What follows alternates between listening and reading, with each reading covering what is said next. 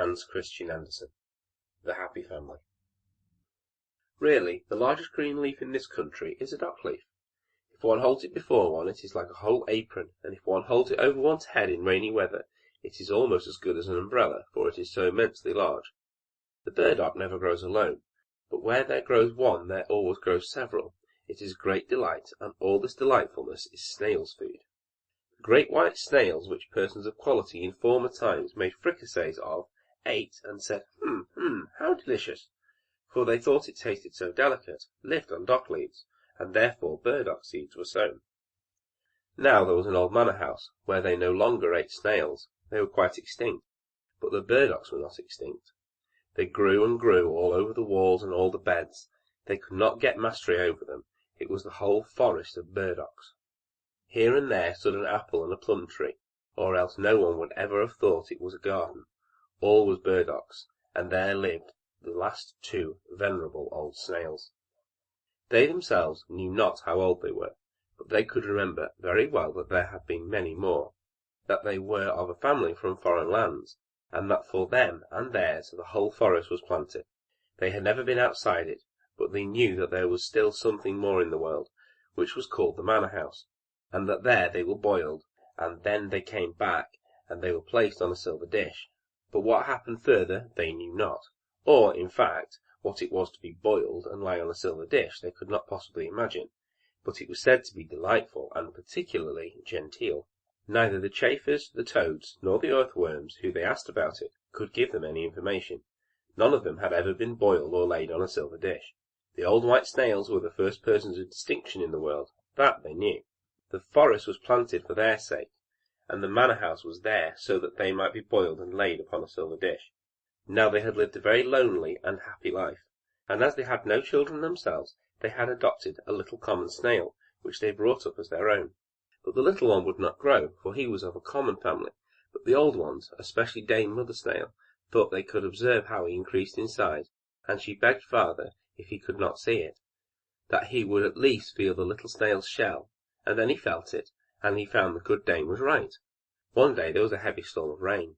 Hear how it beats down like a drum upon the dock leaves, said Father Snail. There are also raindrops, said Mother Snail, and now the rain pours right down the stalk. You will see that it will be wet here. I am very happy to think that we have our good house, and the little one has his also. There is more done for us than for all the creatures, sure enough. But can you not see that we are folks of quality in the world? We are provided with a house from our birth, and the burdock forest is planted for our sakes. I should like to know how far it extends, and what there is outside.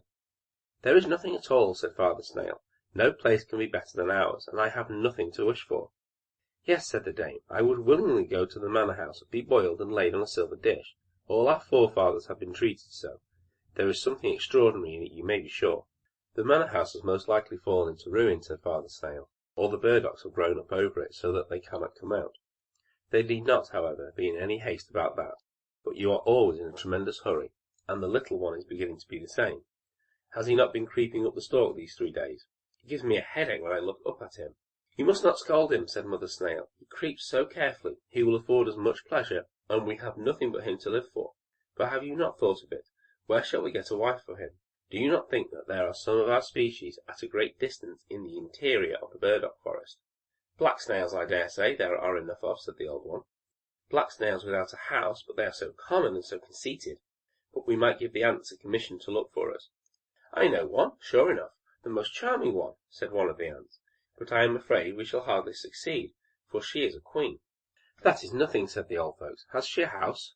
She has a palace, said the ant. The finest ant's palace with 700 passengers. I thank you, said Mother Snail. Our son shall not go into an ant-hill. If you know nothing better than that, we shall give the commission to the white gnats. They fly far and wide in rain and sunshine. They know the whole forest here, both within and without. We have a wife for him, said the gnats. At 100 human paces from here there sits a little snail in her house on a gooseberry bush.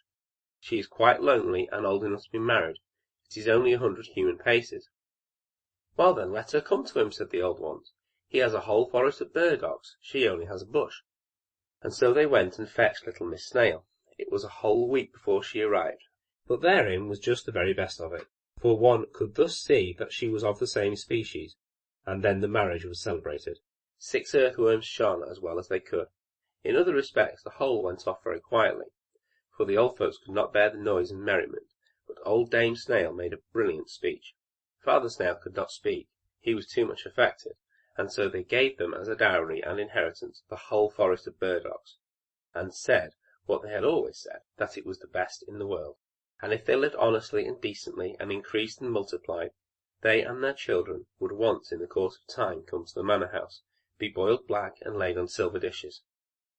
After this speech was made, the old ones crept into their shells, and never more came out. They slept. The young couple governed the forest, and had numerous progeny, but they were never boiled, and never came on to the silver dishes. So from this they concluded that the manor house had fallen into ruins, and that all the men in the world were extinct. And as no one contradicted them, so, of course, it was so. And the rain beat down on the burdock leaves to make drum music for their sake, and the sun shone in order to give the burdock forest a colour for their sakes. And they were very happy, and the whole family was happy, for they indeed were so. End of The Happy Family. Recording by Paul Michael 1084.